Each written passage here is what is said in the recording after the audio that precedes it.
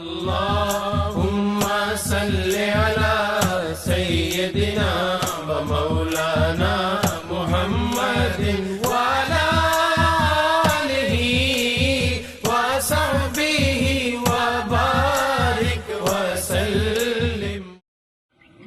نحمده ونصلي ونسلم على سيدنا ومولانا محمد رسوله النبي الأمين المكين الحنين الكريم الرؤوف الرحيم. أما بعد، فأعوذ بالله من الشيطان الرجيم. بسم الله الرحمن الرحيم. إن الله وملائكته يصلون على النبي يا أيها الذين آمنوا صلوا عليه وسلموا تسليما. صدق اللہ مولانا العظیم. محترم علماء کرام، معزز خواتین و حضرات اور عزیزان گرامی قدر، اللہ تبارک و تعالی نے اس آیہ کریمہ میں یہ ارشاد فرمایا، ان اللہ و ملائکتہ یصلون علی النبی، بے شک اللہ اور اس کے تمام فرشتے نبی پر بھیجتے ہیں صلی اللہ علیہ وآلہ وسلم. ایمان والو، تم بھی اللہ کے حبیب پر درود بھیجا کرو اور کثرت کے ساتھ ان پر سلام پڑھا کرو. یہ معنی اور مفہوم ہے اس آیہ کریمہ کا. یہ مہینہ چونکہ حضور نبی اکرم صلی اللہ علیہ وآلہ وسلم کی ولادت باسعادت کا مہینہ ہے، جس کی مناسبت سے یہ کانفرنس میلاد مصطفیٰ کے عنوان سے معنون ہے کہ اللہ تبارک و تعالی نے فرمایا کہ بے شک اللہ اور اس کے تمام فرشتے نبی صلی اللہ علیہ وآلہ وسلم پر درود بھیجتے. اس آیہ کریمہ کے ابتدائی کلمات میں چند اصول معلوم ہوتے ہیں اور چند حقائق کا پتہ چلتا ہے. سب سے پہلے تو یہ کہ عربی زبان کے کچھ قاعدے ہوتے ہیں. علم نحو کی روح سے کچھ جملے اسمیہ ہوتے ہیں، کچھ جملے فعلیہ ہوتے ہیں. دونوں کا فرق آسان طریقے سے عرض کر دوں. جملہ فعلیہ وہ جملہ ہوتا ہے جس میں کسی بھی ایک زمانے میں کسی کام کے کرنے کا ذکر ہوتا ہے. مثلا جب جملہ فعلیہ ہوگا تو فعل آپ جانتے ہیں کہ اس میں زمانے کی 3 قسمیں.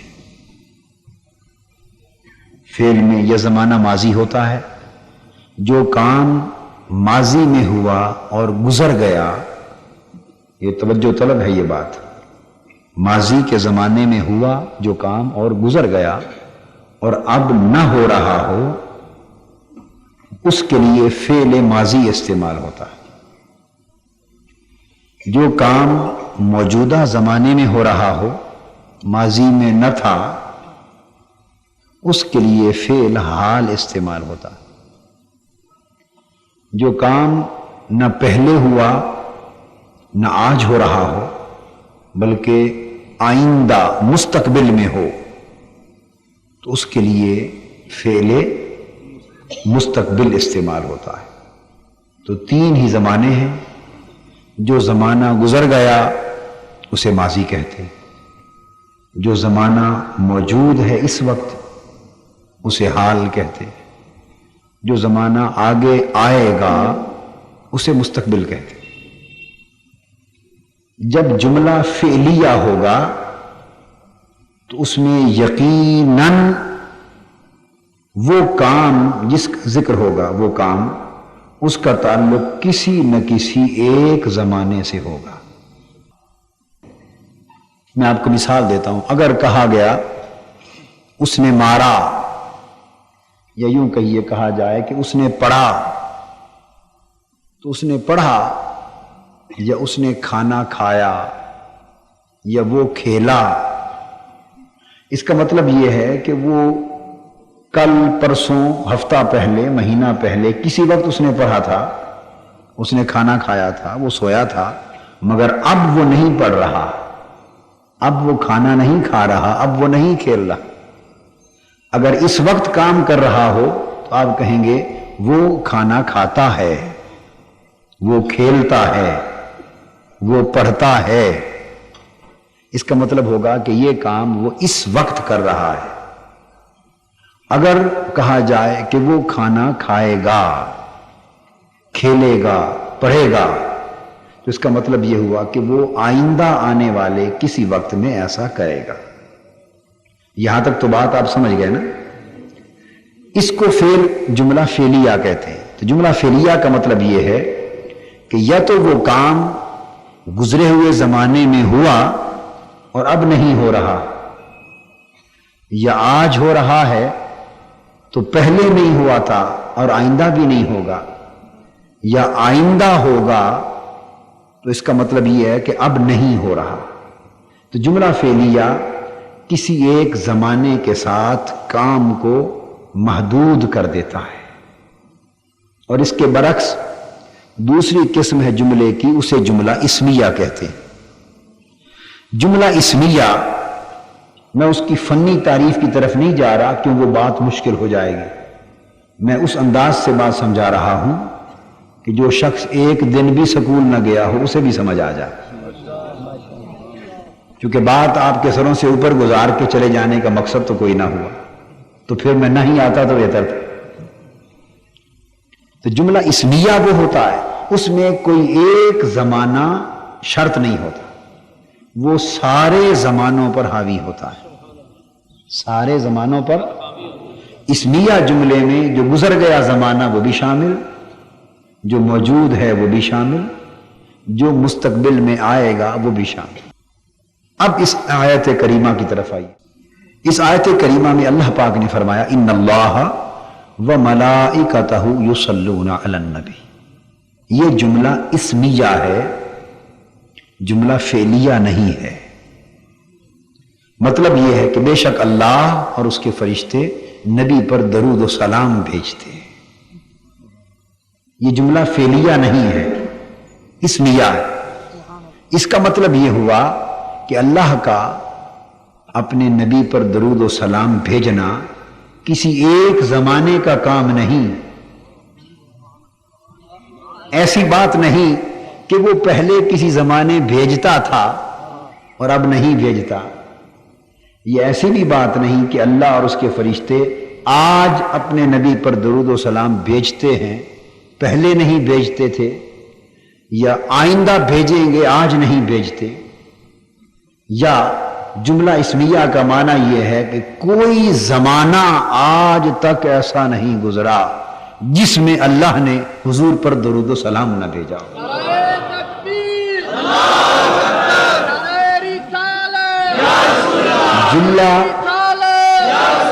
جملہ اس آیت کریمہ کی ابتدا کا یہ جملہ اسمیہ ہونے کا مفہوم اب یہ ہو گیا کہ لوگوں اور ایمان والوں جان لو تم جو کام کرتے ہو وہ کسی نہ کسی ایک زمانے سے متعلق ہوتا ہے. اللہ پاک بھی ایسے کام کرتا ہے، اللہ بھی ایسے کام کرتا ہے جو اس نے ماضی میں کیا آج نہیں کر رہا. مثلا ہم نے اللہ سے پاکستان مانگا، اللہ نے ہمیں پاکستان عطا کر دیا، تو اللہ نے کام کیا نا ہمارا. بے شک ہم اس کا کام نہیں کر رہے، اس کے دین کو گالیاں دے رہے ہیں، دھوکہ دے رہے ہیں، مگر اللہ نے کام کیا. تو 1947 میں اس نے پاکستان بنا دیا، تو ایک کام اللہ نے ہمارا کر دیا، مگر آج تو نہیں ہو رہا نا.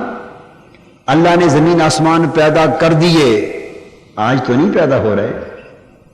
اب ایسے کام بھی ہوتے ہیں، کہیں بارش ہوتی ہے، اب اگر بارش ہو جائے تو اللہ پاک اس وقت بارش فرما رہا ہے، اس وقت موسم خوشگوار ہے، اللہ نے موسم کو خوشگوار کر دیا ہے، تو یہ ایک کام اس وقت کر دیا۔ کل کوئی بیمار ہو جائے گا، اس وقت صحت یاب بیٹھے ہیں تو اللہ نے ہمیں اس وقت صحت دی ہے۔ کل صبح خدا نہ کرے کوئی بیمار ہو جائے تو اللہ اس کو بیماری دے گا۔ تو آپ نے دیکھا نا، ہر کام کسی نہ کسی ایک زمانے سے متعلق ہے۔ اللہ کا بھی ہر کام ہر وقت نہیں ہوتا، کبھی کوئی کام ماضی سے متعلق ہے، کبھی حال سے متعلق ہے، کبھی مستقبل سے متعلق ہے۔ مگر یہاں جملہ اسمیہ کا معنی یہ ہے کہ لوگوں جان لو، جب سے کائنات میں نے زمانوں کو پیدا کیا ہے، ماضی حال مستقبل تو کل کی باتیں ہیں، ماضی حال مستقبل تو کل کی باتیں ہیں۔ بھئی یہ تو چاند سورج پیدا ہوئے اور دن رات بنے تو آپ کا ماضی بھی بنا، اور دن رات بنے تو حال بھی بنا، اور دن رات بنے تو مستقبل بھی بنا۔ مگر ایک وقت وہ تھا جب سورج بھی نہ تھا، چاند بھی نہ تھا، زمین و آسمان بھی نہ تھے، دن اور رات بھی نہ تھے، بس سارا زمانہ ہی زمانہ تھا۔ جملہ اسمیہ کا معنی یہ ہے لوگوں، سارے کام اپنے اپنے زمانوں میں ہوتے ہیں، مگر ایک کام اپنے حبیب پر درود و سلام بھیجنے کا ایسا ہے کہ جب سے زمانہ بنا ہے تب سے اپنے مصطفیٰ پہ درود و سلام بھیج رہا ہوں۔ جب تک زمانہ رہے گا تب تک بھیجتا رہوں گا، بلکہ جب زمانہ نہ تھا تب بھی بھیجتا تھا، جب زمانہ ختم ہو جائے گا تب بھی بھیجتا رہوں گا۔ کہ اس جملہ اسمیہ کا معنی یہ ہوا کہ حضور علیہ السلام پر اللہ پاک ہمیشہ سے درود و سلام بھیج رہا ہے اور ہمیشہ بھیجتا رہے گا۔ گویا جب سے اللہ نے مخلوق کو، زمانے کو، وقت کو پیدا کیا، کوئی ایک لمحہ آج تک ایسا نہیں آیا جب اللہ نے اس ایک لمحے میں حضور پر درود و سلام نہ بھیجا، اور قیامت تک اور قیامت کے بعد بھی کوئی ایک لمحہ ایسا نہیں آئے گا جس لمحے میں لمحہ ہو مگر حضور پر درود و سلام نہ ہو۔ زمانے تنگ ہیں، حضور پر درود و سلام بھیجے جانے کا عرصہ زیادہ ہے۔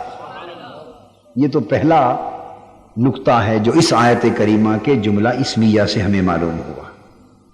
اب آگے چلیے، اس کے بعد اللہ پاک نے ارشاد فرمایا ان اللہ و ملائکتہ یصلون علی النبی، اللہ درود و سلام بھیج رہا ہے اور فرشتے بھیج رہے۔ بھیجنے کی بات تو سمجھ گئے نا، ہر ایک کے پلے آ گئی۔ کب سے بھیج رہا ہے؟ جب سے، جب اور کب بھی نہ تھے، اس وقت سے بھیج رہا ہے جب ابھی وقت بھی نہ بنے تھے، یعنی ہمیشہ سے بھیج رہا ہے اور ہمیشہ بھیجتا رہے گا۔ حضور پر درود و سلام کا کوئی عرصہ معین نہیں ہے صلی اللہ علیہ وسلم۔ اب دوسری بات، ارشاد فرمایا وَمَلَائِكَتَهُ، اور اس کے فرشتے۔ آپ ترجمے میں یہی پڑھتے ہیں نا، اور اس کے فرشتے، مگر بات یہ نہیں۔ عربی کا قاعدہ یہ ہے، ملائکہ ملک کی جمع ہے، ملک کہتے ہیں فرشتے کو، فرشتہ واحد، اور اس کی جمع فرشتے، اس کو عربی میں کہتے ہیں ملائکہ۔ عربی نحو کا یہ بھی قاعدہ ہے کہ جب جمع اور ملائکتہ اس کے فرشتے، قاعدہ یہ ہے کہ جب جمع مضاف ہو جائے، جیسے ملائکتہ کہا اس کے فرشتے، صرف یہ نہیں کہا کہ اللہ اور فرشتے درود و سلام بھیجتے ہیں، یہ نہیں کہا، بلکہ فرمایا اللہ اور اس کے فرشتے۔ تو جب اس کے فرشتے کہا، اس نسبت کو اضافت کہتے ہیں، مضاف اور مضاف الیہ۔ بس اتنی سمجھ لے بات، اضافت کہتے ہیں۔ جب جمع مضاف ہو تو عربی کا یہ قاعدہ ہے، اور یہ وہ قاعدے بتا رہا ہوں جس میں مسلکوں اور فرقوں کا جھگڑا اور اختلاف نہیں، مختلف مسجدوں کا اختلاف ان قاعدوں میں، جو بات میں بتا رہا ہوں اس پر اختلاف نہیں ہے، سب کے لیے اصول ایک ہوتے ہیں۔ یہ زبان اور ادب کے قاعدے ہیں، ہر ایک کے لیے ایک ہوتے ہیں۔ माजी हाल और मुस्तकबिल की तारीफ में तो इख्तलाफ नहीं होता ना, नहव के कायदे में इख्तलाफ नहीं। तो उसके फरिश्ते, तो जब जमा मुजाफ हो जाए तो इसका फायदा होता है उमूमियत का, इस्तिगराक का, कुल्लियत का। मतलब ये बनता है कि जब जमा मुजाफ हुआ तो मलाइकतहू का मफहूम हुआ उसके सारे फरिश्ते। क्या मफहूम बना? यानी खाली फरिश्ते कहने से यह भी मुमकिन हो सकता है कि कुछ फरिश्ते भेजते हों और कुछ न भेजते। तो फरिश्ते से बात तो बन जाती है ना, कुछ भेजें कुछ। मसलन यूं कहा जाए भाई हाफिजाबाद के लोग, बहुत लोग आए हैं आज कॉन्फ्रेंस। अगर आप यूं भी कह लें कि बहुत लोग आए हैं, तो बहुत लोग कहकर भी इसका माना यह तो नहीं बनता ना कि हाफिजाबाद के सारे लोग आ गए। हजार अफराद घरों में बैठे। और जब यह कहा जाए कि हाफिजाबाद के सारे लोग आ गए, तो आखिर दोनों बातों में कोई फर्क है या नहीं? जब सारे कहा जाएगा तो मतलब यह होगा कि घर में कोई रहा ही नहीं। और जब कहेगा, हम कहेंगे कि हाफिजाबाद के लोग, ये बहुत लोग, तो इसका मतलब है बेशक बहुत होंगे मगर सारे नहीं, कुछ घर में भी है। बस इसी मिसाल से बात को समझें। फरमाया मलाइकतहू, मुजाफ को जमा को मुजाफ किया तो मफहूम ये निकला उसके सारे फरिश्ते। अब इसका माना यह हुआ कि मुख्तलिफ फरिश्तों की ड्यूटियां मुख्तलिफ हैं, उनको अलग अलग इबादतें बांटी गई हैं। कुछ फरिश्ते सजदा करते रहते हैं, कुछ फरिश्ते हैं जिन्हें सजदे की बजाय रुकू की ड्यूटी दी गई, वो अल्लाह की इबादत करते हैं, हर वक्त रुकू में रहते हैं, वो सजदे में नहीं होते, रुकू में होते। कुछ फरिश्ते हर वक्त क़याम में होते हैं, खड़े होकर अल्लाह की इबादत करते हैं, वो रुकू सुजूद में नहीं होते। फरिश्तों की टोलियां हैं, अलग अलग जमातें हैं, गिरोह हैं, और उनको अलग अलग तरीके की इबादत दी गई है। कुछ फरिश्ते हैं आपको पता है जो जान कब्ज करते, कुछ फरिश्ते बारिश लाते हैं, कुछ फरिश्ते जमीन पर चलते फिरते हैं। फरिश्तों की कुछ फरिश्ते सफर करते हैं। फरिश्तों की मुख्तलिफ ड्यूटियां हैं, और एक तरह का काम जो फरिश्तों की एक जमात करती है वो दूसरी नहीं, फिर वो तीसरी नहीं।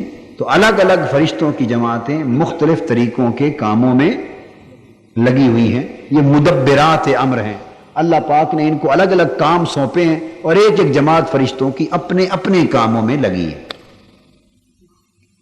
इरशाद फरमाया कि मेरे लाखों करोड़ों अरबों खरबों, कोई अदद नहीं मालूम फरिश्तों का, किसी को अदद मालूम नहीं, बेहिसाब अदद है अल्लाह के फरिश्तों का।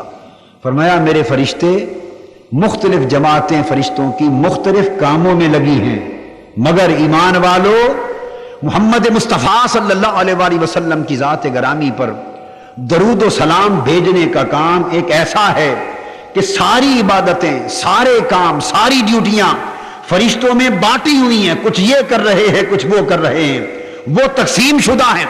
मगर जब इस महबूब पर दरूद व सलाम का काम आता है, उसमें फरिश्तों की सारी जमातें और सारे मलाइका जमा हैं।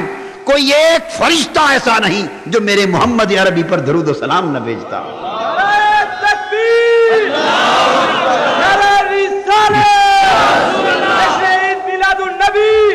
गोया अल्लाह के सारे फरिश्तों का काम क्या है?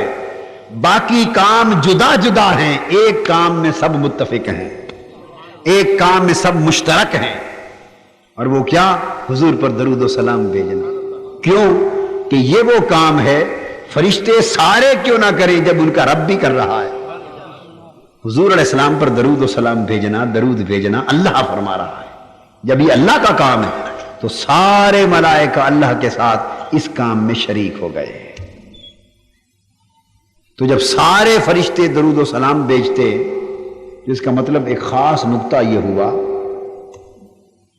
कि जब अल्लाह ने फरमा दिया कि मेरे सारे फरिश्ते मेरे नबी पे दरूद भेजते, तो जो हुजूर पर दरूद व सलाम न भेजेगा वो फरिश्ता हो सकता है?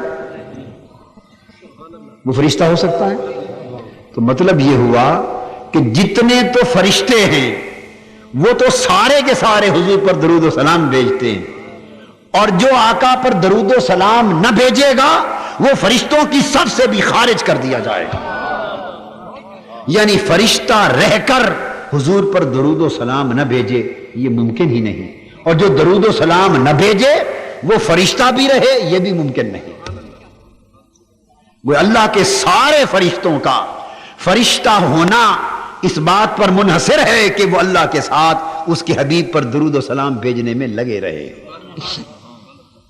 مومنوں، جب اللہ کا کوئی ایک فرشتہ بھی ہر وقت حضور پر درود و سلام بھیجنے میں پیچھے نہیں رہتا تو تم ایمان والے اس کام میں پیچھے کیوں رہتے؟ اب تیسری بات اسی آیت کریمہ میں فرمایا ان اللہ، بے شک اللہ بھی نبی پر درود و سلام بھیجتا ہے اور سارے فرشتے بھی بھیجتے. اب اللہ پاک کا درود و سلام بھیجنا، اس سے یہ پتا چلا کہ اللہ جو کام کرے اس کام کو اللہ کی سنت کہتے ہیں. بولیے کیا کہتے ہیں؟ اللہ پاک جو کام کرے اور ہمیشہ کرے اور دائماً کرے تو اسے اللہ کی سنت کہتے ہیں، سنت الہیہ کہتے ہیں. کیا کہتے ہیں؟ بولیے سنت الہیہ. جب اللہ پاک نے حضور علیہ السلام پر درود و سلام بھیجا اور بھیج رہا ہے اور بھیجتا رہے گا اور ہمیشہ بھیجتا ہے تو اس کا مطلب یہ ہوا کہ حضور علیہ السلام پر درود و سلام بھیجنا اللہ کی سنت ہوا. جس کی سنت ہوا؟ حضور پر درود و سلام بھیجنا اللہ کی سنت ہوا. اب یہاں ایک بات سمجھانا چاہتا ہوں. درود و سلام حضور پر بھیجنا یہ تو اللہ کی سنت ہے، اللہ کا عمل ہے، اللہ کی سنت. یہ بتائیے اللہ نماز بھی پڑھتا ہے؟ بولیے نا پیچھے تک. تو نماز پڑھنا کس کی سنت ہوا، اللہ کی یا رسول کی؟ صلی اللہ علیہ وآلہ وسلم. نماز اللہ کی کس نے پڑھی؟ رسول پاک صلی اللہ علیہ وآلہ وسلم نے پڑھی. اللہ نے، اللہ روزہ رکھتا ہے تو اللہ نے روزہ نہ رکھا. روزہ کس نے رکھا؟ رسول صلی اللہ علیہ وآلہ وسلم نے، یعنی مخلوق نے رکھا. پہلے نبیوں نے بھی رکھے مگر ہم امت محمدی کے ناطے سے حضور علیہ السلام کی سنت کی بات کر رہے ہیں. حج اللہ کرتا ہے، کس نے کیا؟ رسول پاک صلی اللہ علیہ وسلم. تو حج کس کی سنت ہوا؟ حکمن تو فرض ہو گیا، درجے میں تو فرض ہو گیا، مگر فعلاً یعنی کسی کا فعل اور عمل ہونے کی نسبت سے سنت ہوا کس کی؟ تو نماز پڑھنا فعلاً حضور کی سنت، ویسے فرض. روزہ رکھنا فعلاً حضور کی سنت، حج کرنا فعلاً حضور کی سنت، صدقہ خیرات زکوٰۃ دینا فعلاً حضور صلی اللہ علیہ وسلم کی سنت. جتنی عبادتیں آپ اور ہم کرتے ہیں یہ ساری کس کی سنت ہیں؟ اللہ عبادت کرتا ہے کسی کی؟ نہیں معاذ اللہ، وہ تو خود معبود ہے.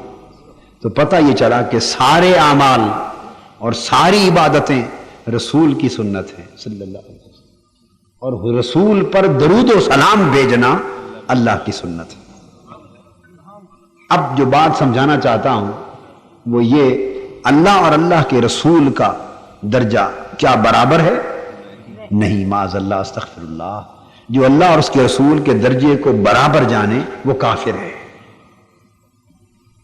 رسول کا درجہ اللہ کے برابر بولیے نہیں ہو سکتا، کسی باب میں بھی نہیں ہو سکتا. جو رسول کو اللہ کے برابر جانے وہ کافر ہے. اللہ خالق ہے، رسول مخلوق ہے. اللہ مالک ہے، رسول مملوک ہے. اللہ معبود ہے، رسول عبد ہے. اللہ کا درجہ رسول کے برابر نہیں، اللہ کا درجہ بلند ہے، بالا ہے. کسی نے کیا خوب کہا، بعد از خدا بزرگ توئی قصہ مختصر. رسول پاک صلی اللہ علیہ وسلم کا درجہ ساری کائنات سے بلند ہے مگر اللہ سے نیچے ہے. تو جب یہ بات آپ سمجھ گئے کہ رسول کا درجہ اللہ کے برابر نہیں، تو اب میرے سوال کا جواب دیں. جب رسول کا اپنا درجہ اللہ کے درجے کے برابر نہیں تو رسول کا کوئی کام درجے میں اللہ کے کام کے برابر ہو سکتا ہے؟ سمجھ آئی ہے بات؟ جب رسول کا اپنا درجہ اللہ کے درجے کے برابر نہیں تو رسول کا فعل، رسول کا عمل اللہ کے فعل اور عمل کے برابر ہوگا؟ رسول کی سنت اللہ کی سنت کے برابر ہوگی؟ جتنا فرق اللہ اور اللہ کے رسول میں ہوگا اتنا ہی فرق اللہ کی سنت اور رسول کی سنت میں ہوگا۔ اللہ کا درجہ بلند رسول کے درجے سے، سو اللہ کی سنت کا درجہ بلند رسول کی سنت سے۔ جب یہ بات اصولاً طے پا گئی، آؤ اب ذرا دیکھو، اللہ کا درجہ رسول سے بلند اور رسول کا درجہ اللہ سے نیچے، رسول کی سنت اللہ کے سنت سے کم تر اور اللہ کی سنت رسول کی سنت سے برتر۔ جب یہ فرق طے پا گیا تو پھر نماز، روزہ، حج، زکوٰۃ، سارے فرائض، سارے واجبات، ساری سنن، سارے اعمال صالحہ، سارے صدقات، ساری حسنات، سارے خیرات، ساری نیکیاں، الغرض دین میں ہم جو کچھ کرتے ہیں وہ سارے عمل رسول کی سنت ہیں، اور رسول پر درود و سلام بھیجنا رب کی سنت ہے۔ جس طرح رسول رب کے برابر نہیں، اس طرح رسول کی سنت رب کی سنت کے برابر نہیں۔ معلوم یہ ہوا لوگوں، نماز، روزہ، حج، زکوٰۃ، سارے فرائض سر آنکھوں پر بلند بلند تر صحیح، مگر خدا کی سنت کے مقابلے میں ساری عبادتیں ایک طرف اور مصطفیٰ پر درود و سلام بھیجنا ایک طرف۔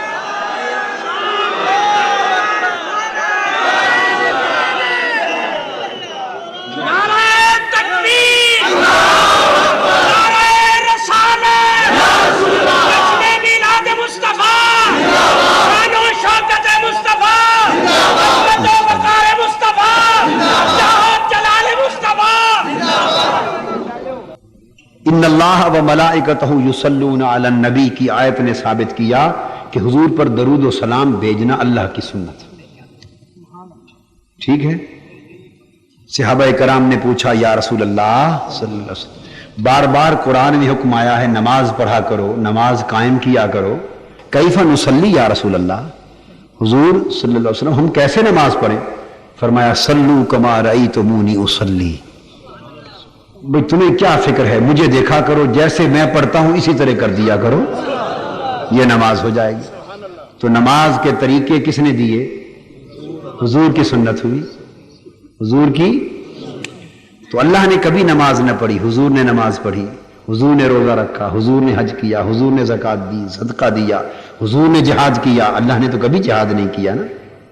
تو سارے اعمال اور فرائض و واجبات فعلاً حضور علیہ السلام کی سنت ہیں، درجے میں فرض ہیں، فعلاً حضور کی سنت ہے، اور درود و سلام حضور پر بھیجنا فعلاً اللہ کی سنت ہے۔ تو جس طرح رسول اللہ کے برابر نہیں ہو سکتا، اس طرح رسول کی سنت اللہ کی سنت کے برابر نہیں ہو سکتی۔ ساری عبادتیں چونکہ رسول کی سنت ہیں اور رسول پر درود و سلام بھیجتے رہنا اللہ کی سنت ہے، تو مطلب یہ معلوم ہوا کہ ساری عبادتیں سر آنکھوں پر مگر وہ مل کر بھی ایک طرف، اور حضور پر درود و سلام بھیجنا ایک طرف، کیونکہ یہ سنت الہیہ ہے۔ اعلیٰ حضرت نے اس لیے کہا ہے کہ ثابت ہوا کہ جملہ فرائض فروع ہیں، اصل الاصول بندگی استاج ور کی ہے۔ صحابہ کرام کو یہ راز سمجھ میں آ گیا تھا، ہمیں سمجھ میں نہیں آیا۔ ہمیں چونکہ سمجھ نہیں آئی اس لیے ہم مناظرے کرتے، جھگڑے کرتے، دنگے فساد کرتے، ایک دوسرے کا سر پھوڑتے، مسجدوں کے لاؤڈ سپیکر کھول کے فتوے لگاتے، چونکہ سمجھ نہیں آئی۔ صحابہ کو بات سمجھ آ گئی تھی، یہی سمجھ آ گئی تھی کہ اصل الاصول بندگی استاج ور کی۔ چنانچہ امام طحاوی روایت کرتے ہیں اور حدیث صحیح ہے، محدثین اسماء الرجال کے ماہر کہتے ہیں ائمہ کہ جسے فن حدیث کے علم کی ہوا بھی لگی ہو وہ بھی اس حدیث کو صحیح مانے بغیر نہیں رہ سکتا۔ حضرت اسماء سے روایت ہے حضور علیہ السلام ایک غزوے سے، جنگ سے واپس آئے، آپ نے نماز عصر پڑھ لی تھی، تھکے ہوئے تھے، سفر کا موقع تھا۔ سیدنا علی شیر خدا رضی اللہ تعالیٰ عنہ کو فرمایا علی ذرا بیٹھ جاؤ نا، میں تھکا ہوا ہوں، تمہاری گود میں سر رکھ کے تھوڑی دیر لیٹ لوں۔ سیدنا علی شیر خدا رضی اللہ تعالیٰ عنہ لیٹ گئے۔ اب نکتہ سمجھیں، میں نے جو بات سمجھائی، حضرت علی نے اس وقت تک نماز عصر کی ابھی نہیں ادا کی تھی، رہتی تھی. آقا بھی جانتے تھے، وہ بے خبر نہیں ہیں آقا کہ علی نے ابھی نماز نہیں پڑھی، اور حضرت علی کی تو اپنی رہتی تھی، وہ تو جانتے ہی تھے نا کہ ابھی میں نے نہیں پڑھی، کہ انہیں بھی مغالطہ تھا. وہ تو جانتے تھے نا کہ میری عصر بھی رہتی. جب آقا نے فرمایا علی ذرا گود کرو میں سر رکھ کے لیٹ لوں، وہ یہ عرض کر سکتے تھے آقا ذرا 5 منٹ رک جائیں، میں عصر کی نماز رہتی ہے پڑھ لوں. عرض کر سکتے تھے کہ نہیں کہ نماز عصر کی پڑھ لوں؟ آقا خوش ہوتے، مگر نہیں، وہ راز سمجھ گئے تھے دین کا، ایمان کا راز سمجھ گئے تھے. جانتے ہوئے کہ میری عصر ابھی رہتی ہے، مگر اسے قربان کر دیا اور کہا کہ یہ زلفیں آج جو گود میں بکھر رہی ہیں یہ نصیب ہوگی کہ نہیں موقع. گود بچھا دی، آقا لیٹ گئے. نیند آ گئی حضور علیہ السلام کو، اتنے میں سورج غروب ہو گیا. سیدنا علی شیر خدا رضی اللہ تعالیٰ عنہ کی نگاہ کبھی سورج کی طرف جائے، ڈوبتے سورج کو دیکھی، کبھی اس 14ویں رات کے چاند کو گود میں دیکھی، مگر جگایا نہیں، جگایا نہیں. سورج غروب ہو گیا، نماز عصر قضا ہو گئی. اگر ہمارے جیسا کوئی خشک آدمی ہوتا نا وہاں، خشک، بہت مسئلے جاننے والا، بہت مسئلے جاننے والا، فتووں والا، تو وہ تھوڑا سا کھنگورا مار دیتا تاکہ کسی طریقے سے حضور کی آنکھ کھل جائے، جاگ پڑے، تھوڑی سی ٹانگ ہلا دیتا، کہیں جاگ جائیں کہ حضور میری نماز عصر کی جا رہی ہے، نماز جا رہی ہے. نہیں، نماز قربان کر دی، آقا کی نیند پر نماز قربان کر دی. ثابت ہوا کہ جملہ فرائض فروع ہیں، اصل الاصول بندگی استاجور کی. نماز قربان کر دی آقا کی نیند پر. یہ وہ تھا صحابہ کا ایمان، وہ ایمان کا راز سمجھ گئے تھے، مسئلوں کی جان سمجھ گئے تھے. ہم مسئلے لیے پھرتے ہیں، ان کے پاس مسئلوں کی جان آ گئی تھی. نماز قضا ہو گئی، آقا اٹھے. حضور علیہ السلام نے فرمایا علی اٹھ کر پوچھا، جب قضا ہو چکی اٹھ کر پوچھا علی نماز پڑھ لی تھی عصر کی؟ قربان جائیں. حدیث پاک میں خود ہے، حضور بخاری شریف میں ہے، فرمایا صرف میری آنکھیں سوتی ہیں، دل جاگتا ہے. تو دل تو جاگتا تھا، وہ تو سونے سے پہلے بھی جانتے تھے، سو کر بھی جانتے تھے کہ علی کی نماز جا رہی ہے، مگر نہیں اٹھے، جانے دیا تاکہ ایک واقعہ ہو جائے اور قیامت تک امت کو ایمان کا راز معلوم رہے. اٹھ کے پوچھا علی نماز پڑھ لی؟ عرض کیا نہیں حضور وہ تو قضا ہو گئی. فرمایا پڑھ لو، اب قضا پڑھ لو. وہ مچل گئے، عرض کرنے لگے آقا قضا آپ کی نیند پر ہو اور پھر قضا پڑھوں؟ قربان آپ کی نیند پر ہو اور قضا کرتا پھروں؟ بس حضور علیہ السلام اٹھے، آپ نے ہاتھ اٹھائے اللہ کی بارگاہ میں، عرض کی اللہم ان علیًا کان فی طاعتک و طاعت رسولک. اے اللہ علی تیری اطاعت میں مشغول تھا اور تیرے رسول کی اطاعت میں مشغول تھا. اے اللہ علی تیری اطاعت میں مشغول تھا. حافظ آباد والو یہ بتائیے نماز پڑھنا اللہ کی اطاعت ہے یا قضا کر دینا اللہ کی اطاعت ہے؟ بولیے نا، پڑھنا اطاعت ہے یا قضا کرنا؟ اور حضرت علی نے پڑھی تھی یا قضا کی تھی؟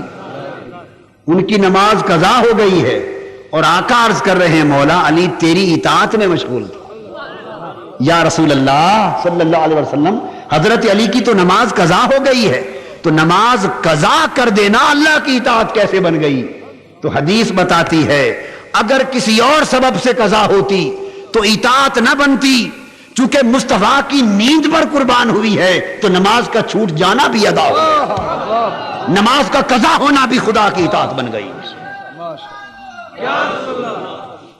عرض کیا مولا علی تیری اور تیرے نبی کی اطاعت میں مشغول تھا، سورج کو پلٹا دے تاکہ علی نماز ادا کر سکے. صحابہ کہتے ہیں اس رب کائنات کی عزت کی قسم جس کے قبضہ قدرت میں میری جان ہے، ہم نے اپنی آنکھوں سے سورج کو ڈوبتے دیکھا تھا. آقا نے دعا کے بعد ہاتھ اٹھائے، ہاتھ پیچھے پلٹائے، سورج ڈوبنے کے بعد نکل آیا. اس طرح لگتا تھا جیسے دست مصطفیٰ کے ساتھ ڈوریاں بندھی ہیں اور سورج کو کھینچ کر واپس لا رہے ہیں. اور پہاڑیوں کی چوٹیوں پر دھوپ آ گئی، صحرا کے میدان میں دھوپ آ گئی. پھر عصر کا وقت پلٹ آیا، حضرت علی نے نماز پھر ادا کر دی. اختیار مصطفیٰ قدرت و اختیار مصطفیٰ، بنیادی جلال مصطفیٰ، شان و شوکت مصطفیٰ، کمال ایمان صحابہ، کمال ایمان صحابہ. یہ میں نے جو واقعہ بتایا ہے ایک حضرت علی کی کیا بات، سارے صحابہ ہی یہی راز جان گئے تھے، ہر صحابہ. ایک صحابی تھے، جب نماز کھڑی ہوتی نا، نماز، یہ بھی صحیح بخاری میں ہے، نماز میں جب سب کھڑے ہو جاتے تو پہلی صف میں وہ دائیں ہاتھ ہو کے کھڑے ہوتے، لوگ نماز شروع کر لیتے، قبلہ کی طرف منہ کرتے، وہ چہرہ پھیر کر حضور کا چہرہ تکتا رہتا، رخ مصطفیٰ دیکھتا رہتا. صحابہ کو بھی پتا تھا کہ یہ نماز میں حضور ہی کو دیکھتا رہتا، آقا کو بھی پتا تھا، مگر نہ کبھی حضور نے روکا نہ کبھی صحابہ نے روکا، اس لیے کہ حضور کو تکنا کسی کو علامہ اقبال کہتے ہیں حضرت بلال کے حق میں، کسی کو دیکھتے رہنا نماز تھی تیری. کسی کو دیکھتے رہنا نماز تھی تیری. جی ادائے دید سراپا نیاز تھی تیری، کسی کو دیکھتے رہنا نماز تھی تیری. ہائے ہائے. وہ وقت یاد کریں جب حضور علیہ الصلوۃ والسلام علیل تھے وصال سے پہلے، حکم دیا سیدنا ابو بکر صدیق رضی اللہ تعالیٰ عنہ کو، ابو بکر صحابہ کو نماز پڑھایا کر، امام مقرر کر دیا. 2-3 روز گزر گئے، ایک روز افاقہ ہوا، آقا نے محسوس کیا میں اٹھ کے ذرا دیکھوں تو صحیح میرے غلام ابو بکر کے پیچھے کیسے نماز پڑھتے. اٹھ کے آئے، حضور علیہ السلام نے در دولت کا پردہ ہٹایا گھر کا، مسجد نبوی میں صحابہ با جماعت نماز پڑھ رہے ہیں، سیدنا صدیق اکبر رضی اللہ تعالیٰ عنہ امام ہے، نماز ہو رہی ہے. صحیح بخاری میں انس بن مالک رضی اللہ تعالیٰ عنہ روایت کرتے ہیں، ان ابا بکر کان یصلی لهم فی وجع النبی الذی توفی فیہ حتی اذا کان یوم الاثنین فهم صفوف فی الصلاۃ فکاشف النبی صلی اللہ علیہ وسلم ستر الحجرہ ینظر الینا وهو قائم فتبسم کأن وجهه ورقۃ مصحف. آقا اٹھے، پردہ ہٹایا، صحابہ کہتے ہیں ہم صف در صف نماز میں کھڑے تھے، حضور ہمیں دیکھنے کے لیے پردہ ہٹایا اور ہمیں دیکھا، اور ہمیں اس حال میں دیکھ کر خوش ہوئے، مسکرا پڑے. اور جب مسکرائے، انس بن مالک صحابہ کہتے ہیں خدا کی قسم یوں لگ رہا تھا حضور کا چہرہ جیسے قرآن کھل گیا، جیسے قرآن کھل گیا. اب جو بات آپ کو سمجھانا چاہتا ہوں، آپ میں سے کتنوں نے حج کیا ہے یا عمرہ کیا ہے؟ ذرا ہاتھ کھڑا کریں. دیکھیے اللہ آپ کو اور نصیب کرے، سب کو نصیب کرے. غور سے سن لیں، آپ کو اللہ پاک نصیب کرے وہ موقع. اگر آپ جائیں تو دیکھیں گے جو حضور علیہ السلام کی جالی مبارک ہے، جالی مبارک جہاں آقا کا گھر تھا در دولت، حضرت عائشہ صدیقہ رضی اللہ تعالیٰ عنہ کا حجرہ، جس دروازے کا پردہ ہٹا کے آ کے کھڑے ہوئے تھے، وہ اس طرف پڑتا ہے، اور ریاض الجنہ جو مسجد نبوی جہاں صحابہ کرام کھڑے نماز پڑھ رہے تھے وہ اس طرف ہے، اور قبلہ اس طرف پڑتا ہے. تو آپ نماز اگر کھڑے ہو کے پڑھیں تو حضور علیہ السلام کے در دولت کا دروازہ آپ کے بائیں کندھے کی طرف پڑتا ہے. آپ سمجھ گئے نا بات؟ اب آپ ذرا نقشہ کریں، آپ کعبے کی طرف منہ کر کے نماز پڑھ رہے ہو اور بائیں کندھے کی طرف کوئی دروازے میں آ کے کھڑا ہو، تو حالت نماز میں آنکھیں کہاں ہوتی ہیں؟ دائیں بائیں گھومتی ہیں یا سجدہ گاہ پہ ہوتی ہیں؟ اور یہ نماز میری اور آپ کی تو نہیں تھی، یہ تو ابو بکر، عمر، عثمان و علی کی نماز تھی، حضور کے صحابہ کی نماز تھی. کتنا استغراق ہوگا، سجدہ گاہ پہ نگاہیں جمی ہوں گی. حالت نماز میں بائیں کندھے کی طرف پردہ ہٹا حضور کھڑے ہیں، تو نماز کے دوران حضور کا مسکراتا ہوا چہرہ صحابہ نے کیسے دیکھ لیا. آپ ذرا کریں نا، سامنے سجدہ گاہ پہ نگاہ رکھ کے کھڑے ہوں، بائیں طرف کوئی آئے تو نظر آتا ہے چہرہ، مسکراہٹ نظر آتی، کیسے مسکراتا ہوا چہرہ دیکھ لیا. واقعہ یہ ہے، صحیح مسلم میں بھی ہے، ترمذی میں بھی ہے. محدث امام اسقلانی نے، امام قسطلانی نے، مختلف محدثین نے اس پر تفسیر لکھی. وہ کہتے ہیں کہ جب پردہ ہٹا 3 دن ہو گئے تھے، مشتاقان دید کو یار کا چلوا دیکھے، آقا کا مکھڑا دیکھے نگاہیں ترس گئی تھی. کسی کو دیکھتے رہنا نماز تھی تیری. 3 دن گزر گئے تھے، آقا کو تک نہ سکے تھے، نگاہیں بے قرار تھی، مشتاق دید تھے. حالت نماز میں ادھر پردہ ہٹا، پردہ ہٹنے کی آواز آئی. یہ بعض محدثین کہتے ہیں کہ جب پردہ ہٹا اور رخ یار سامنے آیا تو حضور کے چہرہ انور کے نور کا پرتو مسجد میں پڑا. لوگ سمجھ گئے پردے کی آواز سن کر یا نور کا پرتو دیکھ کر کہ حضور تشریف لے آئے. بس ادھر آقا کی آمد کا اندازہ ہوا. یہ پہلے ہی بےتاب تھے. حالت نماز میں قبلہ ادھر تھا مگر بے ساختہ صحابہ کے چہرے رخ یار کی طرف پھر گئے، حضور کے چہرے کی طرف پھر گئے، بے ساختہ پھر گئے. اور حدیث پاک میں ہے فہممنا ان نفتتنا من الفرح برؤیت النبی صلی اللہ علیہ وآلہ وسلم. صحابہ کہتے ہیں اور ایک حدیث میں فاردنا ان نترک الصلاۃ، ہم نے ارادہ کر لیا کہ آج حضور کا چہرہ آنکھوں کے سامنے ہے، نماز چھوڑ دیں. خطرہ ہو گیا کہ ہم نمازیں توڑ دیں، آقا کے چہرے کو تکتے رہیں. اور ایک روایت میں آتا ہے کہ حضور کے چہرے پر یک لخت بعض صحابہ کی نماز کے دوران جو نگاہ پڑی خوشی کے مارے اچھل پڑے، اچھل پڑے خوشی کے مارے. کیا وجد کا عالم ہوگا، کیا وجد کا عالم ہوگا. عقل انہوں نے عقل اور مسئلہ کہتا ہوگا بھائی قبلہ ادھر ہے، چہرے نہ پھیرو. عشق انہیں کہتا ہوگا قبلہ ادھر ہے تو آج قبلے کا قبلہ ادھر ہے. پہلے تو یہ نوبت کبھی آئی نہ تھی، وہ نمازیں پڑھتے ہی حضور کے پیچھے تھے، قبلہ بھی ادھر اور قبلے کا قبلہ بھی ادھر، سمت ایک ہی تھی تو چہرے بدلنے کی نوبت نہ آئی. آج پہلا واقعہ آیا کہ ادھر حضور کی علالت ہے، رخ کعبے کا ادھر ہے اور رخ یار کا ادھر ہے. اس وقت عقل کہتی ہوگی رخ ادھر نہ پھیرو، نمازیں ٹوٹ جائیں گی، قضا کرنی ہوگی. عشق کہتا ہوگا نمازیں جو قضا ہوں پھر ادا ہوں، نگاہوں کی قضائیں کب ادا ہوں. اور پھر بات یہ ہے کہ حضور کو تکنے سے نماز قضا ہی کب ہوتی، آقا کو تکنے سے تو نماز کو کمال ملتا ہے. نماز پر جوانی آتی ہے، نماز پر شباب آتا ہے. تو جتنا نماز کی حالت میں آقا سے تعلق جڑ جائے اتنا نماز کمال کو پاتی. تو ثابت ہوا کہ جملہ فرائض فروع ہے، اصل الاصول بندگی استاج ور کی ہے. تو نکتہ یہ سمجھا رہا تھا کہ ساری عبادتیں فعلاً ایک طرف اور حضور پر درود و سلام پڑھنا فعلاً ایک طرف، چونکہ یہ اللہ کی سنت ہے.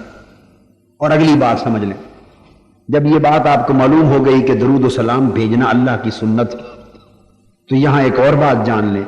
اللہ کی سنت اور رسول کی سنت میں ایک اور فرق ہے. فرق یہ ہے کہ رسول کی جتنی سنتیں ہیں یعنی اللہ کی عبادتیں، ان ساروں کے لیے شرطیں ہیں. ان کے لیے چونکہ رسول خود مخلوق ہیں، مخلوق کے ہر کام کے لیے شرطیں ہیں. اللہ کی سنت شرطوں سے پاک.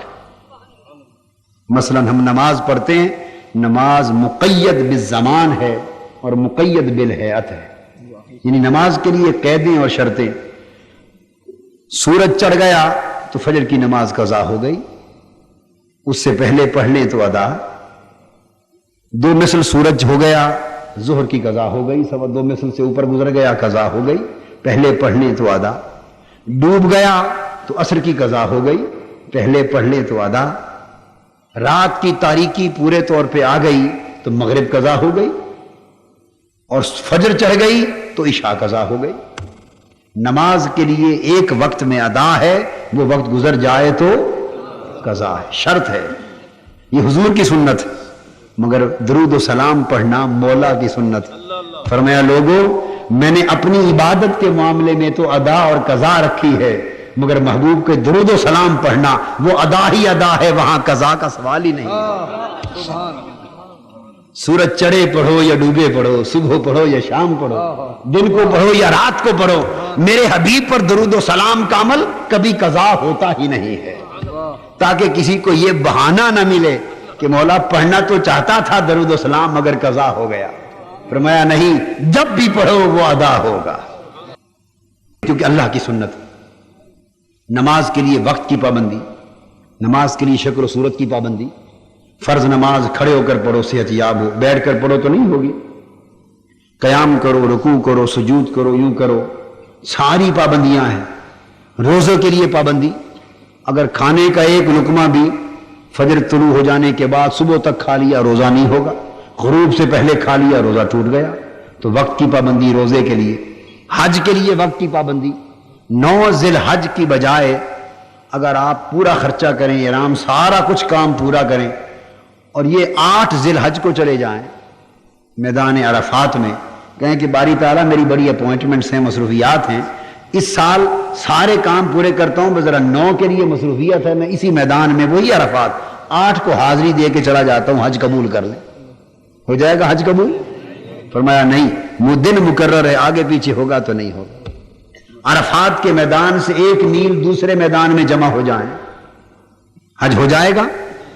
وقت کی پابندی، جگہ کی پابندی، ساری شرطیں نماز کے لیے، روزے کے لیے، حج کے لیے، زکوٰۃ کے لیے، نصاب کی پابندیاں، اللہ کی جتنی عبادتیں اور رسول کی جتنی سنتیں، ان سب کے لیے قیدیں ہیں، ان کے لیے شرطیں ہیں۔ وقت کی پابندیاں، شکل کی پابندیاں، جگہ کی پابندیاں، حیات کی پابندیاں، ساری شرائط پوری ہوں تو وہ ادا ہوگی، پوری نہ ہوں تو ادا نہ ہوگی۔ فرمایا جو سنتیں میرے حبیب کی ہیں، مخلوق کی، میری عبادتیں، ان کے لیے شرطیں ہیں، اور رہ گیا میرے حبیب پر درود و سلام، وہ چونکہ اللہ کی سنت ہے، اللہ کی سنت کے لیے نہ کوئی وقت کی پابندی ہے نہ کسی جگہ کی پابندی ہے۔ لوگوں جب چاہو میرے حبیب پہ درود و سلام پڑھا کرو، جب چاہو پڑھو، ادا ہے، پہلے پڑھو کسی عبادت کے یا بعد میں پڑھو، صبح پڑھو یا شام کو پڑھو، درود و سلام ادا ہی ادا ہے۔ نماز کے لیے اٹھنے بیٹھنے کی شرطیں ہیں، درود و سلام بیٹھ کر پڑھو تب بھی ادا ہے، کھڑے ہو کر پڑھو تب بھی ادا ہے۔ نمازوں کے لیے پابندیاں ہیں کہ فجر، مغرب اور عشاء اونچا پڑھو، فجر، مغرب اور عشاء امام اونچی قرات کرے، ظہر عصر کو آہستہ کرے۔ فجر، مغرب، عشاء آہستہ کر لی نماز نہ ہوئی، ظہر عصر کے وقت اونچی کر لی تب نماز تو اونچی بھی ہے، آہستہ بھی ہے، مگر اس کے لیے شرطیں ہیں۔ فرمایا عبادت کے لیے شرطیں ہیں، مگر میرے مصطفیٰ پہ درود و سلام کا وقت آئے، جس کا جی چاہے دل میں پڑھے، جس کا جی چاہے اونچا پڑھے، وہ ادا ہی ادا ہے۔ کھڑے ہو کے پڑھو، بیٹھ کر پڑھو، اونچا پڑھو، آہستہ پڑھو، مل کر پڑھو، اکیلے پڑھو۔ جس کا جی چاہے کہ میں حضور پہ اکیلا پڑھ لوں، وہ بھی ادا ہے۔ جس کا جی چاہے کہ سارے مل کر آقا کی بارگاہ میں درود و سلام کا ہدیہ بھیجیں، وہ بھی ادا ہے۔ تو دوستو صبح و شام ادا، اٹھے بیٹھے ادا، آہستہ اونچا پڑھو تب ادا، نظم میں پڑھو تب ادا، نثر میں پڑھو تب ادا، اردو میں پڑھو تب ادا، ہندی میں پڑھو تب ادا، ترکی میں پڑھو تب ادا، عربی میں پڑھو تب ادا، حسان بن ثابت کی زبان میں پڑھو تب ادا، امام بوصیری کی زبان میں پڑھو تب ادا، اور شاہ احمد رضا کی زبان میں پڑھو تب ادا۔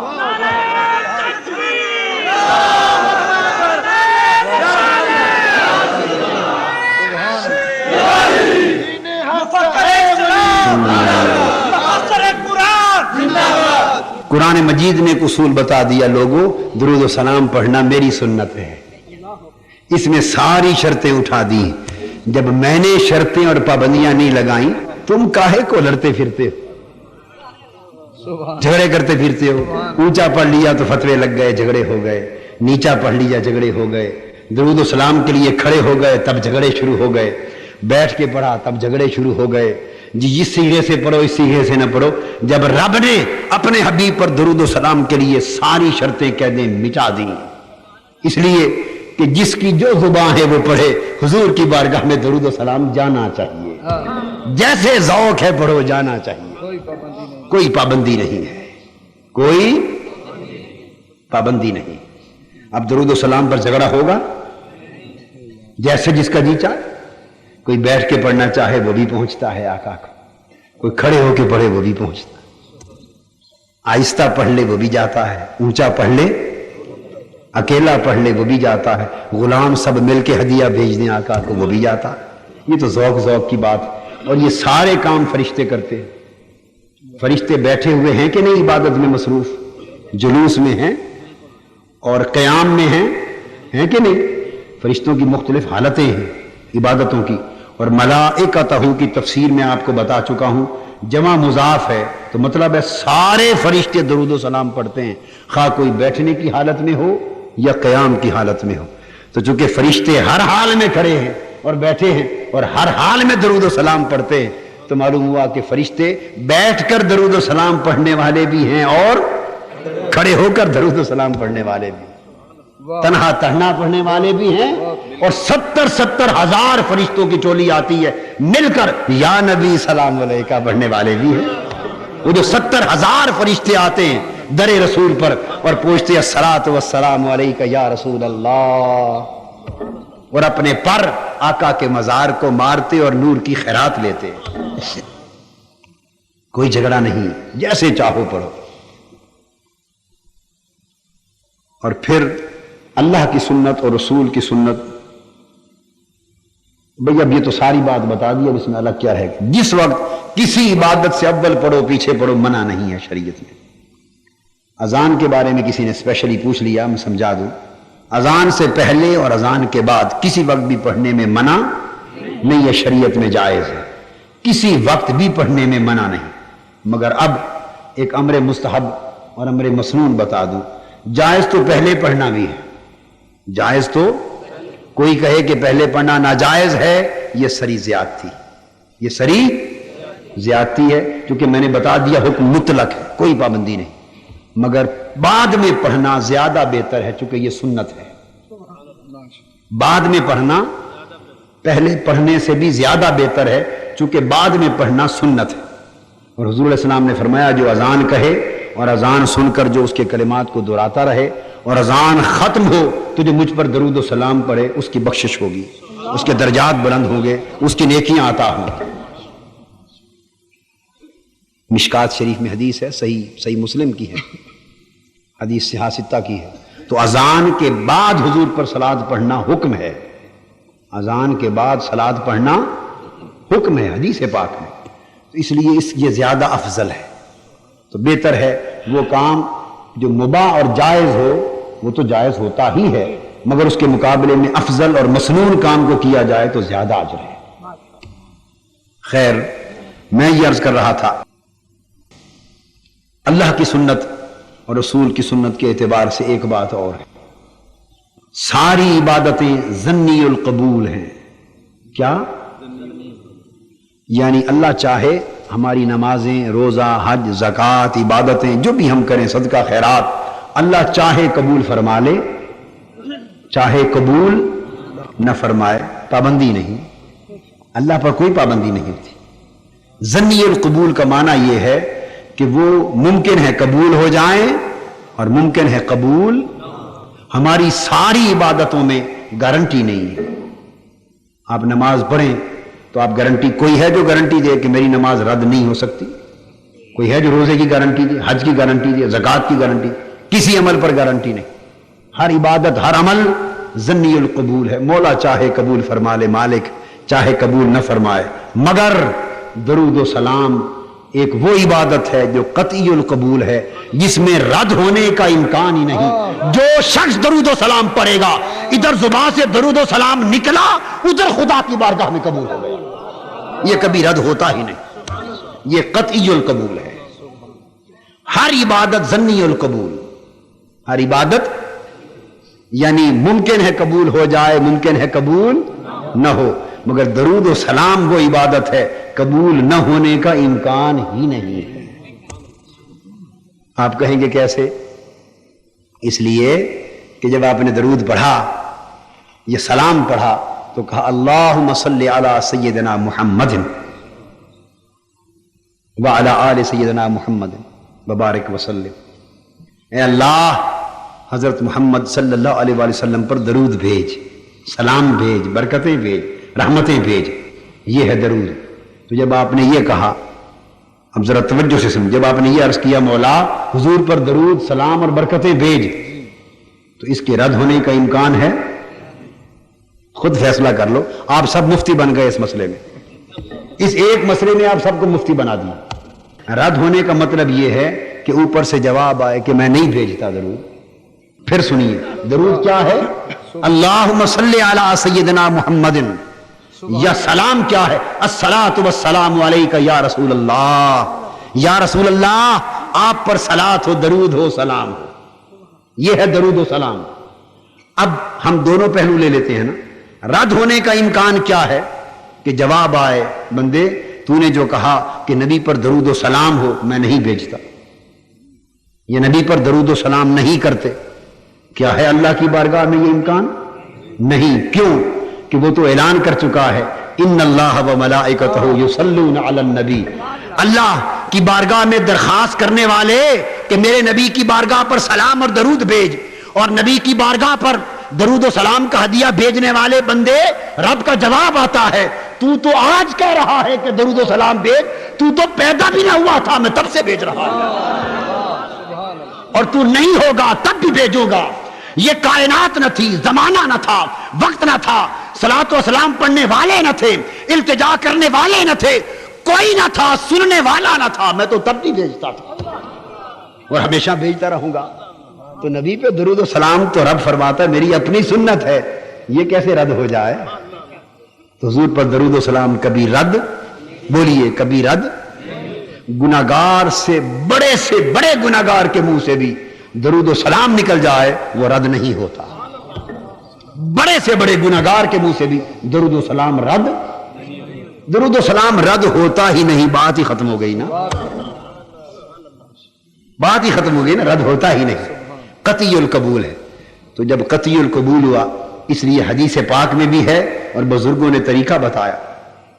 باقی عبادتیں ظنی القبول ہیں, ہم دعا کرتے ہیں, دعائیں قبول بھی ہوتی ہیں, دعائیں راستے میں معلق لٹک بھی جاتی ہیں, معلق بھی کر دی جاتی, اوپر نہیں جاتی, روک دی جاتی. تو حدیث پاک میں ہے ذکر کی مجلس کرتے ہیں بعض اوقات روک دی جاتی ہیں مجلسیں. تو طریقہ کیا ہے کہ ہماری ہر عبادت اللہ تک توڑ جا پہنچے اور راستے میں نہ رکے. فرمایا اگر چاہو کہ تمہاری عبادتیں اور تمہاری دعائیں اور تمہارے اعمال راستے میں نہ رکیں, وہ بھی قبول ہو جائیں اور توڑ رب کی بارگاہ تک جا پہنچیں, یہ چاہتے ہو تو جو دعا کرو اور عبادت کرو اس سے پہلے بھی مصطفیٰ پہ درود و سلام پڑھ لو, آخر میں بھی درود و سلام پڑھ لو. درود و سلام کی جرمٹ میں جو عبادت جائے گی وہ بھی قبول ہو جائے گی.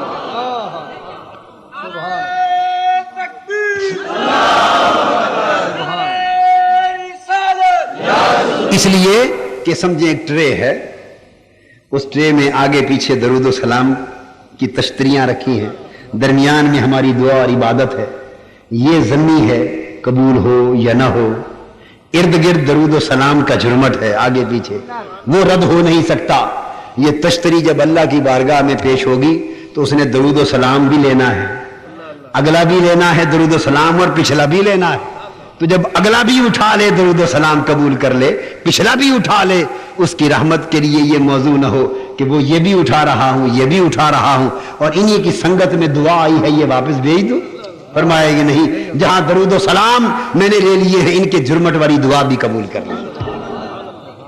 اس لیے ہر عبادت اور ہر وظیفے سے پہلے حضور کا نام جپنا اور حضور کے درود و سلام کا ورد کرنا, یہ ہر عبادت اور دعا کو بھی قبولیت کے درجے پر پہنچا دے. سبحان اللہ. تو یہ تھا حضور پر درود و سلام. بولیے کیا؟ اور دونوں میں فرق یہ ہے درود و سلام کا. فرمایا صلو علیہ وسلموا تسلیما. فرمایا ایمان والوں تم بھی میرے نبی پر درود پڑھا کرو, درود پڑھا کرو. سو درود پڑھا کرو, کہو اللہم صلی علی سیدنا و مولانا محمد وعلی آلہ وصحبہ وبارک وسلم. اور پھر فرمایا وسلموا تسلیما, اور میرے حبیب پر سلام بھیجا کرو. مگر خالی سلام بھیجنا نہ کہا, فرمایا سلموا تسلیما, تسلیم مصدر کو دہرایا. فرمایا درود پڑھا کرو اور سلام کثرت سے بھیجا کرو, سلام کثرت سے بھیجا کرو. اس میں تکثیر بھی ہے مبالغہ بھی ہے. درود تو جتنا چاہو پڑھا کرو, رہ گیا سلام وہ تو بھیجتے بھیجتے تھکا ہی نہ کرو, بہت بھیجا کرو. کیونکہ دونوں میں فرق ہے, سن لو. دونوں میں فرق یہ ہے, اگر درود پڑھو اگر تو اس کا اجر بھی بتا دیتا ہوں, اور سلام بھیجو اس کا اجر بھی بتا دیتا ہوں. حدیث پاک میں درود کا اجر یہ ہے, حضور علیہ السلام نے فرمایا جو ایک بار درود بھیجے مجھ پر اس کی 10 نیکیاں اس کو ملتی ہیں. کتنی؟ اور 10 اجر ملنے کے ساتھ 10 درجے بلند ہوتے ہیں. کیا؟ اور 10 گناہ معاف ہوتے ہیں. ایک بار درود پاک پڑھنے سے 10 گناہ معاف ہوئے، 10 نیکیاں ملی، 10 درجے بلند ہوئے. یہ ہے درود پڑھنے کا اجر. اور اب سلام کا اجر بھی سن لو.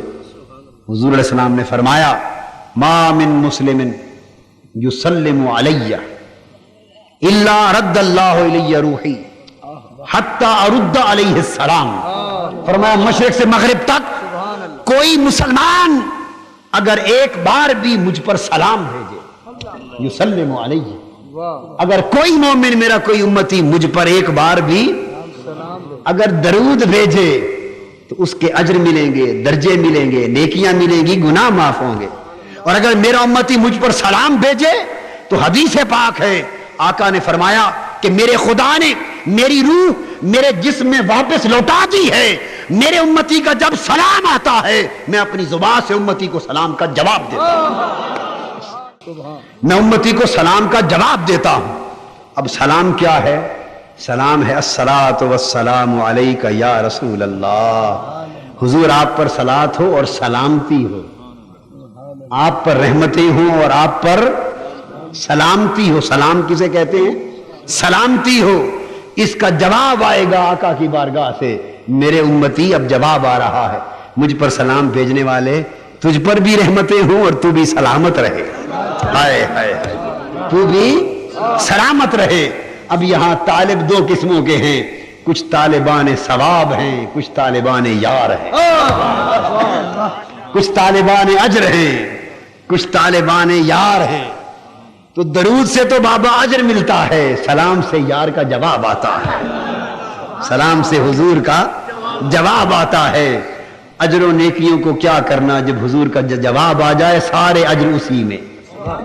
اور درود میں بھی اس لیے آخر پہ سلم رکھا، درود میں بھی سلام ڈال دیا تاکہ وہ بھی اس برکت سے محروم نہ. وبارک وسلم، درود کو بھی سلام میں ساتھ بدل دیا. اور نماز میں پہلے سلام رکھا بعد میں درود رکھا.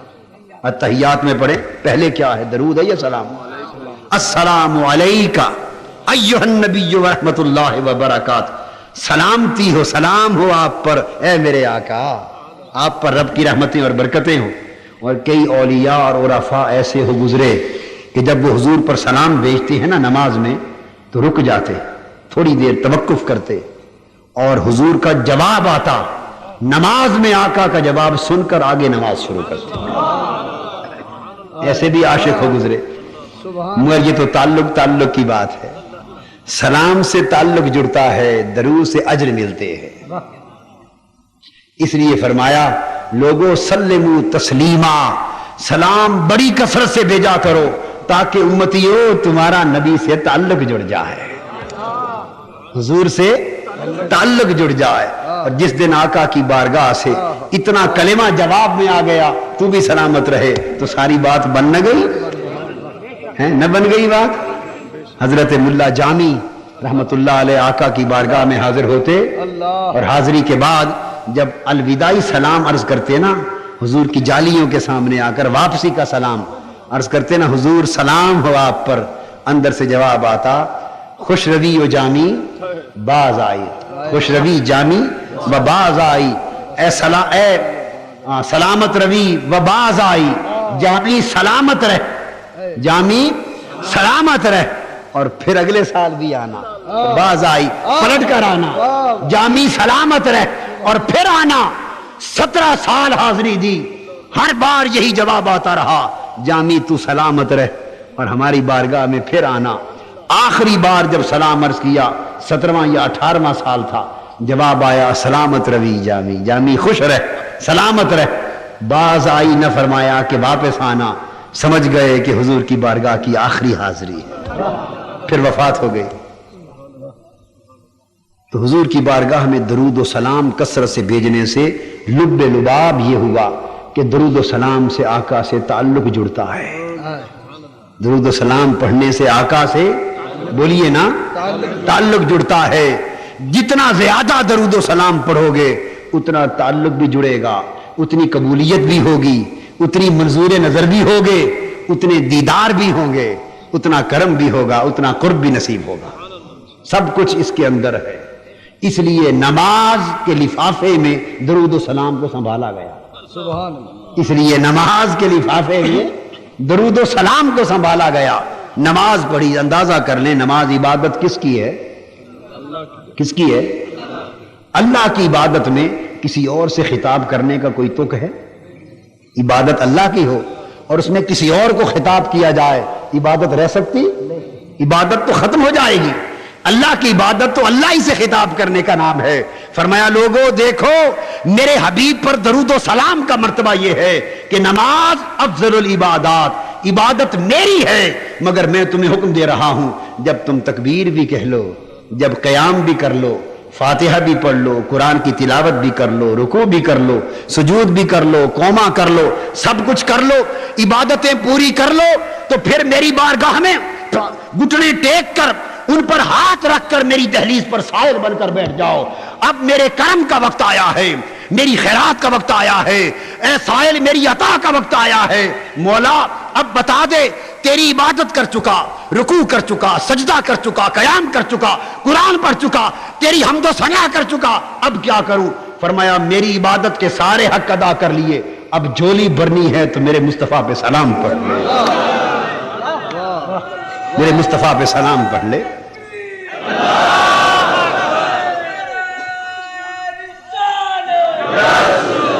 تو حضور پر سلام پڑھ لے، حضور پر سلام پڑھ لے۔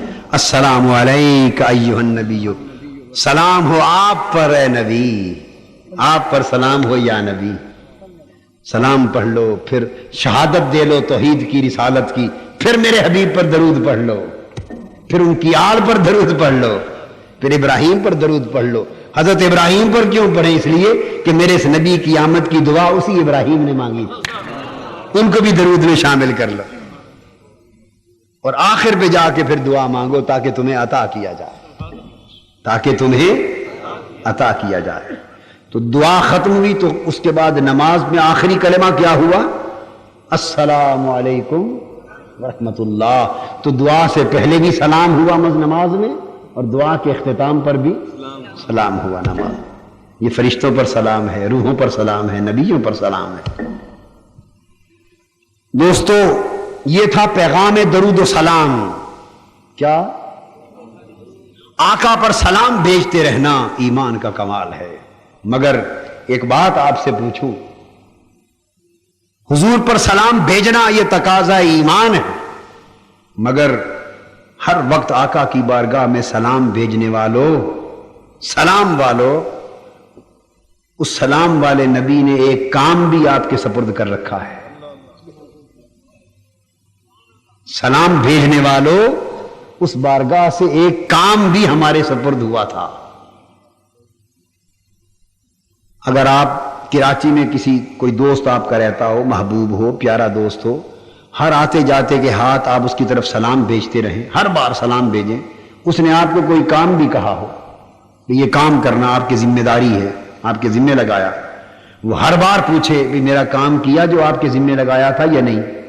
آپ کہیں آپ سے محبت تو بہت ہے، پیار تو بہت ہے، سلام تو صبح و شام ہر آتے جاتے کے ہاتھ بھیجتا ہوں، مگر ذرا مصروفیات ہیں، ابھی میں آپ کا جو آپ نے ذمہ لگایا تھا نا جو کام، ابھی وہ کام نہیں کر سکا، ذرا کاروبار مندہ ہے، روزگار اچھا نہیں، کچھ بچوں کی پریشانی ہے، کبھی کوئی بہانہ کبھی کوئی بہانہ، کبھی چودھری صاحب نے منع کر رکھا ہے، کبھی وڈیروں نے، کبھی جاگیرداروں نے، کبھی سرمایہ داروں نے، کبھی بچے کی نوکری کے تمانے، کبھی انکم ٹیکس کے ڈر نے، کبھی جھوٹے مقدموں کے ڈر نے، کبھی عدالتوں کے ڈر نے، یہ بہت سے گورکھ دھندے، ابھی کام نہیں کر سکا آپ نے جو ذمہ لگایا تھا۔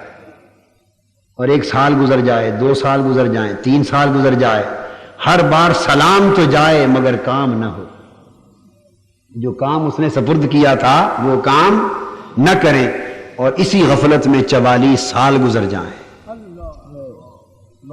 اسی غفلت میں بولیے سلام بھیجتے بھیجتے تو 44 سال گزر جائیں، اور محبوب ہر بار پوچھے کہ تم نے ایک بات کہی تھی کہ مولا ہمیں حضور کے صدقے سرزمین پاکستان دے دے، ہم لا الہ الا اللہ محمد رسول اللہ کا نظام لائیں گے، ہم یہاں نظام مصطفیٰ لائیں گے، تیرے دین کا نظام نافذ کریں گے، تو اللہ نے تمہیں سرزمین پاکستان دے دی اور ساتھ ہمارے دین کو نافذ کرنے کا کام بھی سپرد کر دیا۔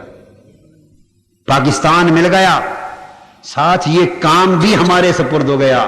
میرے امتیوں، میرے دین کو اس ملک میں نافذ کرنا، میرے لائے ہوئے نظام کو اس دھرتی پر نافذ کرنا، یہ کام بھی سپرد ہوا یا نہیں؟ 44 سال گزر گئے، سلام تو ہر روز بارگاہ میں جاتا ہے، مگر ہر روز سلام وصول کرنے کے بعد آقا یہ بھی تو پوچھتے ہوں گے، پاکستان والوں تمہارے سلام تو آ رہے ہیں، ایک کام تمہارے سپرد کیا تھا وہ کب کرو گے؟ آدھی صدی بیت گئی۔ ٹیلی ویژن دیکھو، 12 سال میں ٹیلی ویژن پر فلمیں بند تھی یا نہیں تھی؟ یہ حکومت، اس نے ٹیلی ویژن کو پھر پلٹ کر فحاشی اور یعنی کا اڈا بنا دیا۔ باقاعدہ ہدایات آ گئی ہیں ٹیلی ویژن اتھارٹیز کو، ہدایات آ گئی کہ قرآن کے درس داڑھی والے علماء سے دلوانے کی بجائے داڑھی منڈے لوگ تلاش کیے جائیں تاکہ داڑھی والے علماء کو پس منظر سے ہٹایا جائے۔ آتی عورتوں سے قرآن کے درس دلوائے جا رہے ہیں، مرد مر گئے ہیں اس ملک میں، عورتیں قرآن کے درس دینے لگی ہیں فہم القرآن پر، داڑھی منڈے لوگ غیر عالم قرآن کے درس دینے لگے ہیں۔ اور ماہ رمضان المبارک میں میں نے خود دیکھا سحری کے وقت ایک روز فلمی اداکار سے درس دلوایا قرآن کا، ایک ڈرامے کے گلوکار نے درس دیا تھا یا نہیں؟ ایک ڈرامے کا گلوکار، میں نام نہیں بتاتا، وہ قرآن کا 5 منٹ درس دیا آ کر اس نے، اتنا بڑا مذاق شریعت محمدی کے ساتھ۔ ٹی وی اتھارٹیز کو ہدایت آئی ہے کہ قاری جو قرآن کی تلاوت کرنے کے لیے ٹی وی پر آئیں، ان قاریوں کو تلاش کیا جائے جو کلین شیو ہوں، بغیر داڑھی کے ہوں۔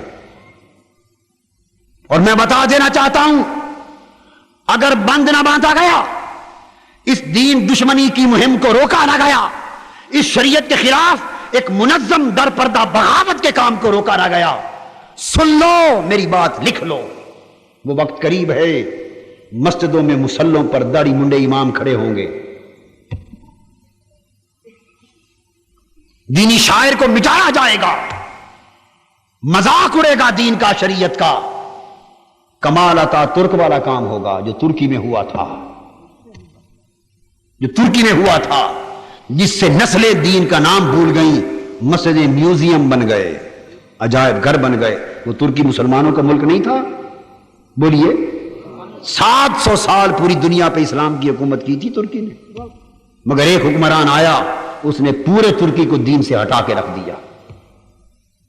مصر میں علماء قتل کیے گئے، شام میں قتل کیے گئے، ترکی میں قتل کیے گئے۔ یہ پاکستان کو اس ڈگر پہ لے جایا جا رہا ہے۔ آج ابتدا ہے، آج انہیں گالی دینا شروع کی ہے، کل ہاتھ ان کے گریبانوں تک پہنچیں گے۔ میں اس لیے کہہ رہا ہوں، پاکستانی قوم کان کھول کر سن لے، کل کا اخبار پڑھا ہوگا آپ نے اور پرسوں کا، شاہ سرخی چھپی ہے اوپر، وہ بیان کرتے ہیں کہ یہ جو کہا جاتا ہے کہ پاکستان کے قیام کے وقت یہ نعرہ لگا تھا کہ پاکستان کا مطلب کیا، لا الہ الا اللہ، اور یہ کہنا کہ پاکستان اسلام کے نام پر بنا تھا، وہ کہتا میں یقین سے کہتا ہوں کہ قیام پاکستان کی تحریک میں لا الہ الا اللہ کا نعرہ لگا ہی نہیں سرے سے۔ جن کے بینر لگے ہوئے ملک میں پاکستان کا مطلب کیا، لا الہ الا اللہ، اتنا بڑا دھوکہ، نعرے قوم کو دھوکہ دینے کے لیے یہ لگاؤ، اور تمہارے گورنر اور تمہارے وزیر یہ کہیں کہ یہ نعرہ لگا ہی نہیں تھا، اسلام کے نام پر پاکستان بنا ہی نہیں تھا۔ یہ اس بنیاد کو ہلا کر ختم کر دینا چاہتے ہیں۔ اسلام کی بقا کی جنگ شروع ہو چکی ہے۔ اگر آج ان کا ساتھ چھوڑ کر میدان جہاد کے لیے تیار نہ ہوئے، پوری قوم اور قوم کے جوان اگر مصطفیٰ کی شریعت کی عزت کی بحالی کے لیے، نظام مصطفیٰ کے تقدس کی بحالی کے لیے اور دین اسلام کے وقار کے تحفظ کے لیے اگر قوم نہ اٹھی تو تمہاری داستان تک بھی نہ ہوگی، داستان ہوگی۔ اللہ رب العزت آپ کو اپنی مدد و نصرت، اپنی رحمت، اپنے فضل اور حضور علیہ السلام کے نعرے پاک کی خیرات سے نوازے، اور پوری قوم کو یہ توفیق دے کہ اسلام کی عظمت کے لیے اور مصطفی انقلاب کی بپا کرنے کے لیے اپنا تن من دھن لٹا سکے۔ وما علینا الا البلاغ۔ اللہم صل على سيدنا ومولانا محمد اللهم صل على سيدنا ومولانا محمد وعلى